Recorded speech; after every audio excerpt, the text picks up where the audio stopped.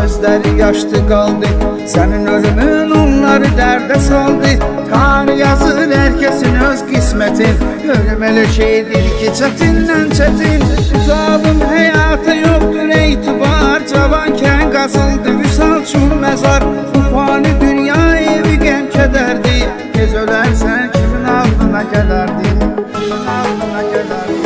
Mərd oğluydun, hünərli oğluydun, qəlbi saf, təmiz, dəyərli oğluydun. Saxlayardı böyük kiçik hörmətin, sağlığında qazanmışdı rəhmətin. Sanki bir yuxudur, oyana bilmirik, hələ də biz ölmək və inana bilmirik. Yadigar qalıb çəkilən şəkillər, kaş qaydaydı sağ olduğun illər. Olma qardaşımın çətin anında, arxadaya dedin sən onun yanında. Unutmaq olmuyor bu dərdlə qəmi, yadigar görürük oğlun adəmi. Hər dəqiqənin öz hökmü var imiş, ucalıyır başdaşımı dostlamış. Çıxmamısan heç birinin yadından, qeyd elədim mən Elmarın